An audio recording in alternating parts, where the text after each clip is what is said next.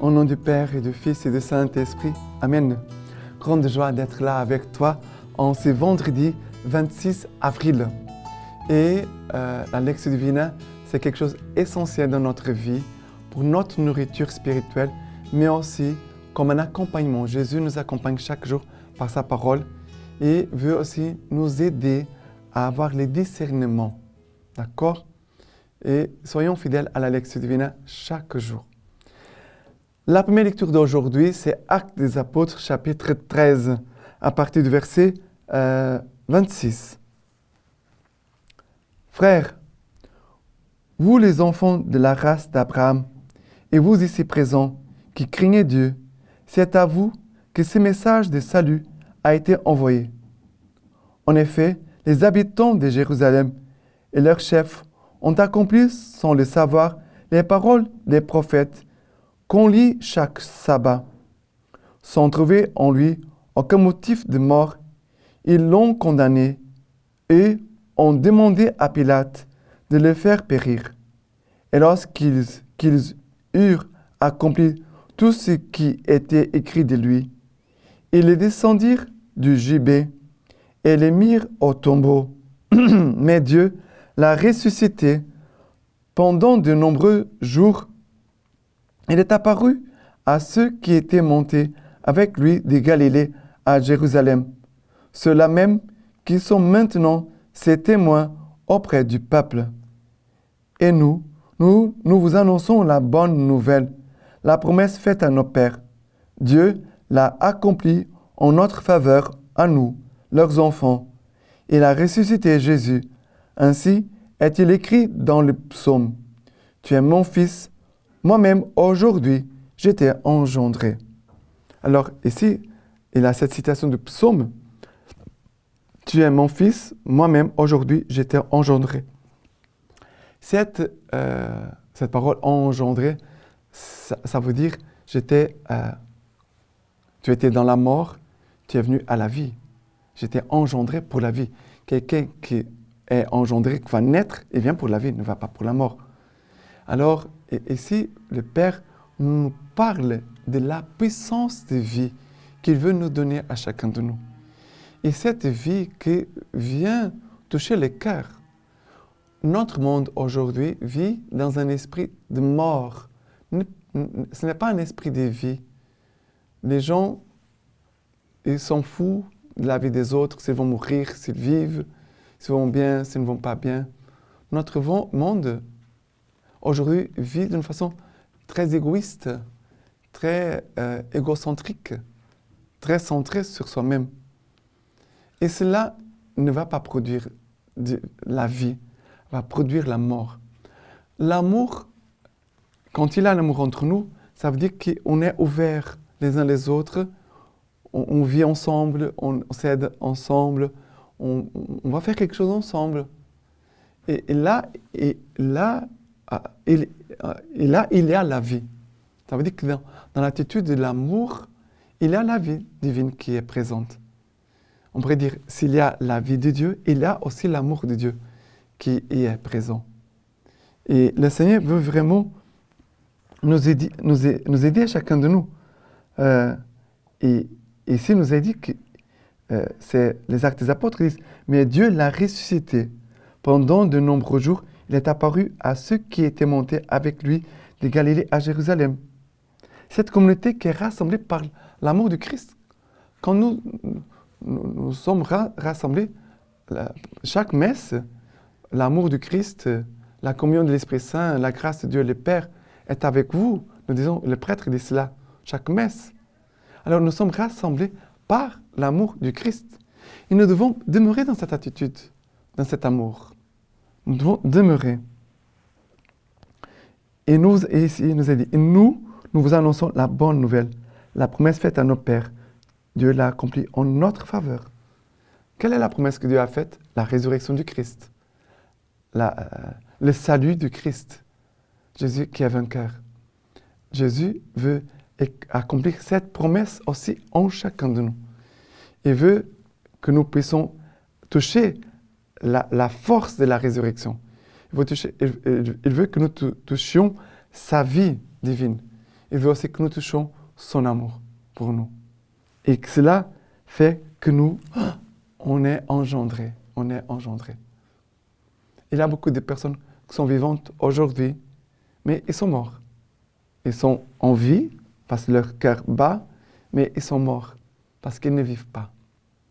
Et on doit beaucoup prier pour toutes ces personnes-là, pour qu'en ce temps pascal, toutes ces personnes-là puissent revenir à la vie. Qu'elles puissent avoir le goût de vivre, la force de vivre, la joie de vivre. Nous devons prier pour ces personnes-là. Et je vous dis une chose. Ici, je suis au Brésil. Ici, il y a beaucoup de jeunes qui sont déjà morts. Ils sont vivants, mais ils ne vivent pas. Ils sont déjà dans un esprit de mort. Et partout dans le monde, il y a cela. Nous devons beaucoup prier. Je pense spécialement pour les souffrants, pour ceux qui sont un peu mis à part, les gens qui sont rejetés par les personnes, mais aussi beaucoup pour les jeunes. D'accord? Et maintenant, le psaume d'aujourd'hui, c'est le psaume 2.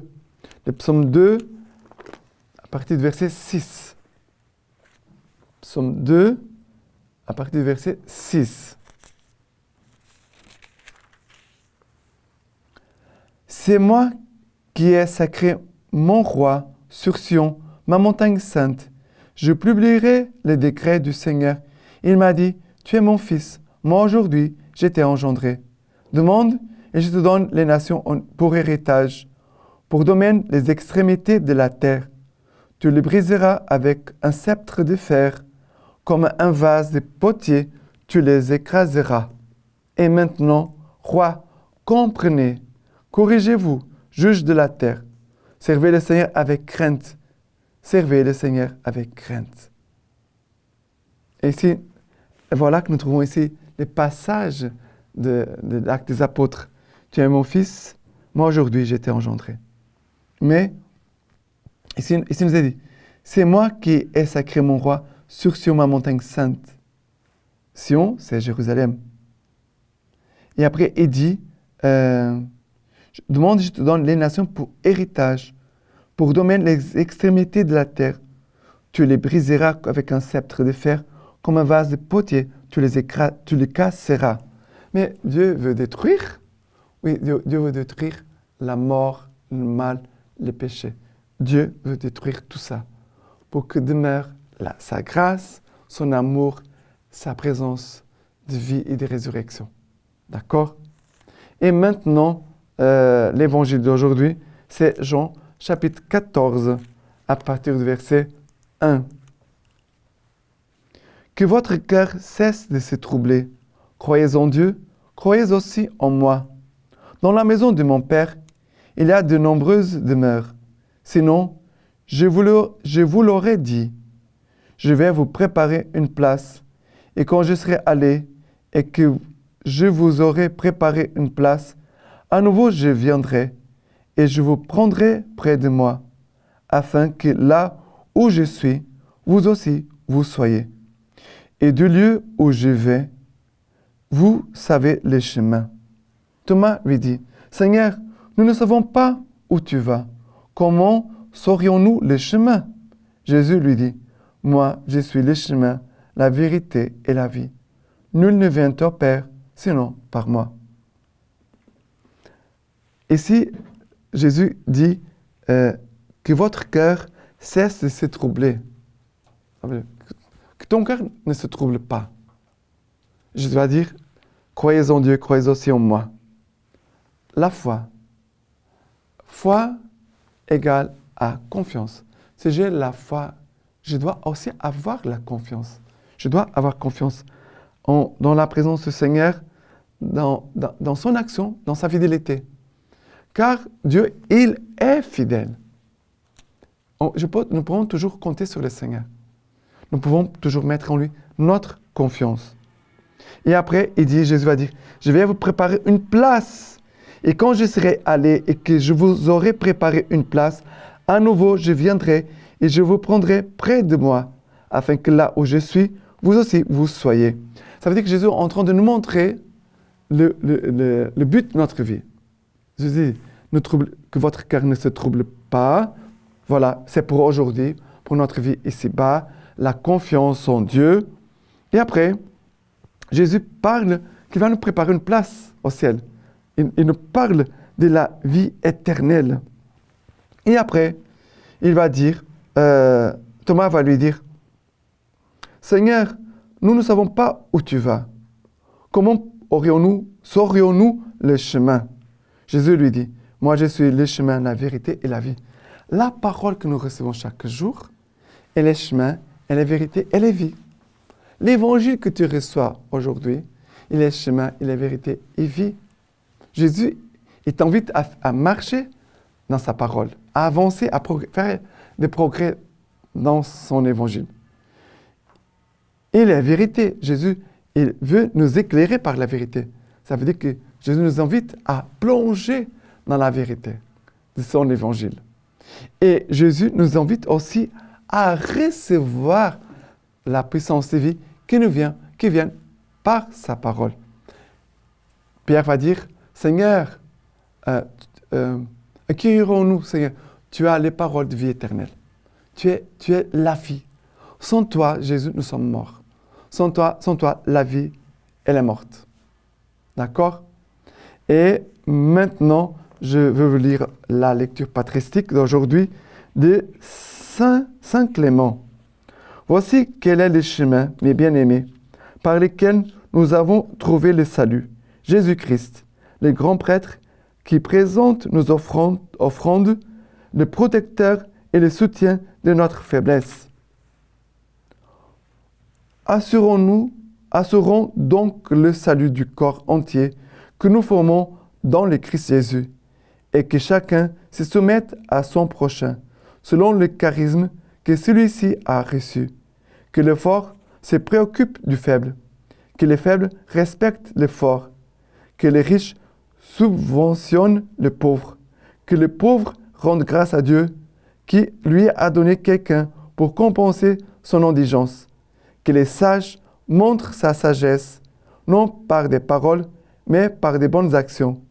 Que l'humble ne se rende pas témoignage à lui-même, mais qu'il n'en laisse le soin à un autre. Que celui qui est chaste dans sa chair ne s'en vante pas, sachant que c'est un autre qui lui accorde la continence. Songeons donc, mes frères, de quelle matière nous sommes nés? Qu'étions-nous donc quand nous sommes entrés dans le monde? À partir de quel tombeau, de quelle obscurité, celui qui nous a façonnés et créés, nous a-t-il introduits dans ce monde qui lui appartient? Car il avait préparé ses bienfaits avant même notre naissance. Puisque nous tenons de lui tout cela, nous devons lui rendre grâce pour tout. À lui la gloire pour les siècles des siècles. Amen. Maintenant, je vous laisse la bénédiction par les mains toutes pures de la Vierge Marie. Dieu Tout-Puissant vous bénisse et vous garde, le Père, le Fils et le Saint-Esprit. Amen.